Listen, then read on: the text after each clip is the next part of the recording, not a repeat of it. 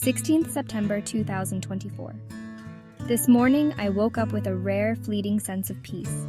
It felt strange but comforting, a momentary relief from the heaviness I've been carrying. I followed my usual routine, took a bath, freshened up, and offered my prayers during puja. For that brief time, I held on to a sliver of calm, hoping the day would stay kind to me.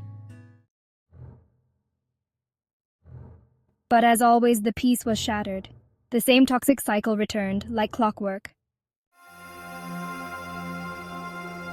My husband, this man who once claimed to love me more than anything, was back at it. I discovered that he had written about her again, his so-called girlfriend, in my personal diary.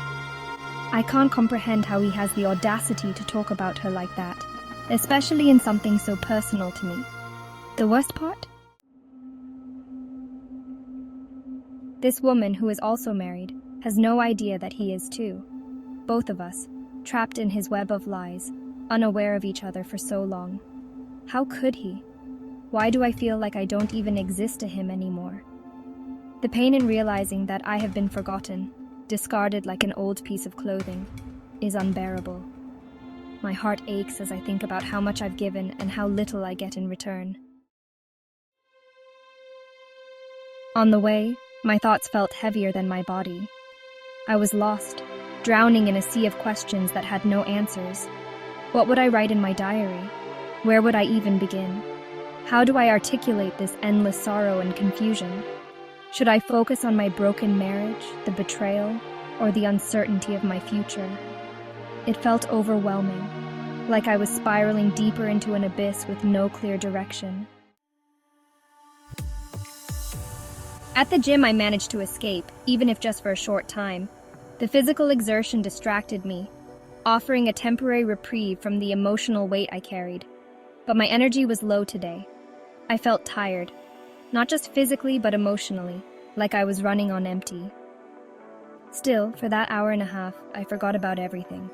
His betrayal, the toxicity, the lies. I was just me, lost in the movement, disconnected from the pain. But as I walked home, the thoughts returned, heavier and louder this time. The questions I had tried to push away came rushing back. Where do I go from here? What do I do when my own husband no longer considers me his wife? He looks at me as though I'm nothing to him. And my in-laws? They stand by him, shielding him from any consequences, even though they know he's in the wrong. It's as if they refuse to see the truth, or maybe they choose not to. This is the same man who once fought for me, who was madly in love with me. How did we get here? How did I become the invisible one in a marriage that was once full of promises? He walked into my room, uninvited, and started another argument. This time, it was about divorce. He looked me in the eyes and coldly asked, "When will you die?" The words hit me like a slap, the cruelty in them cutting deeper than anything he's ever said before. I felt a wave of disbelief and hurt wash over me. How can someone you once loved, someone you trusted with your heart, ask you something so cruel? Through the shock, I found the strength to ask him, "If you didn't want this relationship, why did you marry me?" His answer was nothing short of absurd. "You fooled me," he said. "You did black magic on me." Black magic? As if I had bewitched him into loving me, into marrying me.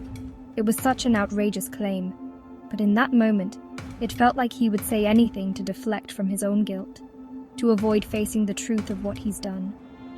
He's grasping at straws, making up ridiculous excuses to hide his own mistakes.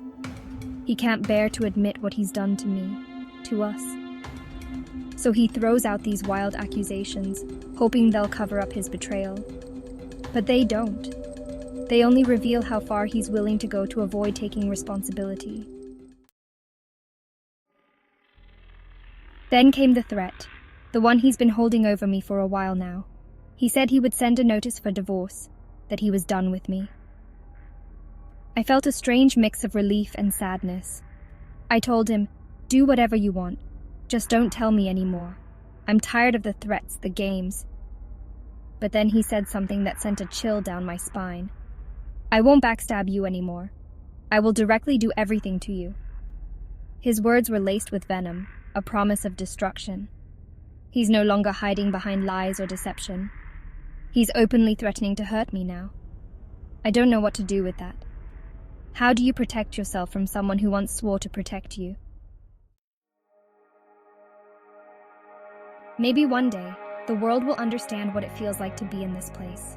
This place of love turned into betrayal, of loyalty met with cruelty, of being surrounded by people but feeling utterly alone.